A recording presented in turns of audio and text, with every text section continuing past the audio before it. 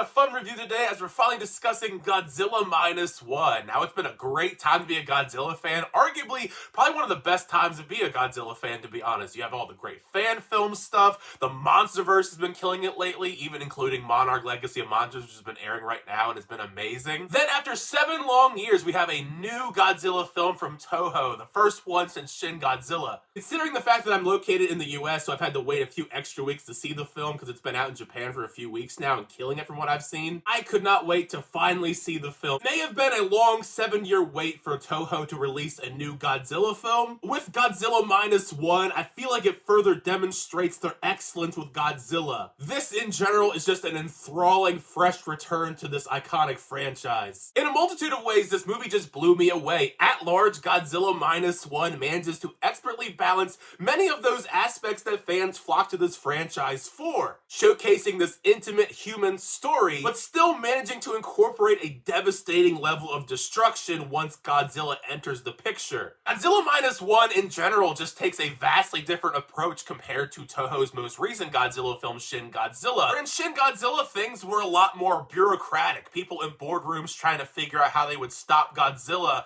Here, it's more or less civilians and veterans dealing with that post-World War II trauma, coming together to try and stop Godzilla in hopes of a better tomorrow, as many of them lost a lot in World War II, which embodies an overall powerful message that's attached to Godzilla Minus One's screenplay. Ever since it was initially announced that Godzilla Minus One would be set in a post-war World War II, I found it to be a fascinating idea, because that is a departure from the usual Godzilla fare that we're used to. It adds a lot to the overall narrative that Godzilla Minus One is trying to convey. Everything here is done to perfection, setting the tone for this emotional journey, exploring the traumatic effects of war and cultural destruction. Even outside of that, I would say perseverance, dominantly in that third act, filled with so many cheer-worthy moments. In the 69 years since Godzilla was created, we've seen a vast variety of different interpretations of Godzilla on screen. Godzilla Minus One, at this point, if you include all the films, it's the 37th Godzilla film. And usually we do see some tweaks here and there every time there's a new interpretation of Godzilla on screen. And I have to admit,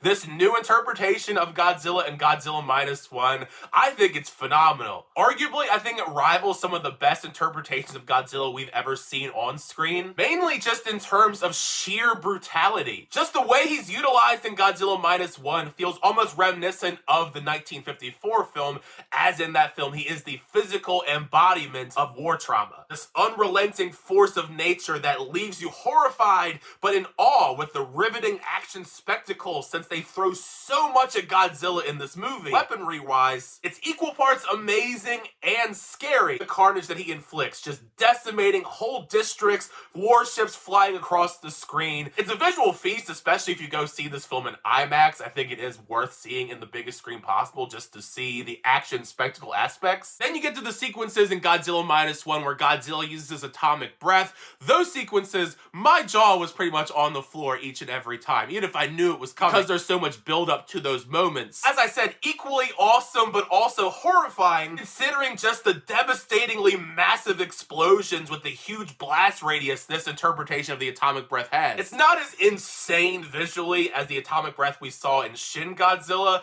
but it still packs quite a punch. On top of the tension in those scenes, as you see the spine start to light up on his back. With the amount of Godzilla spectacle on screen, it's really impressive to me that this movie only cost roughly about $15 million. That's very low for any sort of blockbuster entertainment, but somehow the VFX work here looks similar to a Hollywood blockbuster. For the most part, Godzilla looks fantastic in the movie, outside of a few weird shots here and there. This interpretation of Godzilla in Minus One feels like the perfect amalgamation of elements of various eras of the past, with this more mean, expressive design to the classic roar from the 1954 film utilized in this. Godzilla aside, one of the main elements that made me love Godzilla Minus One is the human element. I honestly found myself loving a lot of these characters and finding the drama centered around them to be surprisingly riveting. True bleeding heart of Godzilla Minus One's story does center around a solid cast of characters that you get emotionally invested in over the course of the film's runtime. Whether it's this naval commander, this sweet woman and her adopted child, the best human character by far is Ryunosuke Kamiki's character character, Koichi Shikishima, due to the excellent arc that he goes on. Shikishima's arc anchors much of this journey, this kamikaze pilot with guilt from a previous encounter he had with Godzilla, how that influences him on this path of redemption, overcoming that guilt with his heroics by the end. While a fair amount of the material in Godzilla Minus One is on the more bleak side, the devastation, the death, in general, I think it displays a lot in terms of perseverance and hope as well. After these characters lost so much in the war, we get to see the camaraderie amongst them and rallying together in hopes of a better tomorrow. So by the end, there is more of a hopeful message, which does make a lot of those big moments in the third act a whole lot more satisfying and also more impactful. Now, at this point, it is kind of difficult to speculate on where exactly the future of the Godzilla franchise is going to go, at least with Toho at the helm. I'm hoping no matter what, we're going to be getting a whole lot more Toho Godzilla films. And if we do, I hope that we do keep this staff around. I was very impressed with Takashi Yamazaki's approach to Godzilla in general, so I would love to see what more he has idea-wise as far as a new Godzilla film, whether it be a follow-up to Godzilla Minus One or another film in general, because you never really know if these movies ever connect. A lot of them don't. I mean, for me at least, as somebody that loves Shin Godzilla, I would love a sequel to that in some shape or form. I think a lot of fans want that, actually. All in all, though, Godzilla Minus One is an excellent return for Toho to the Godzilla franchise.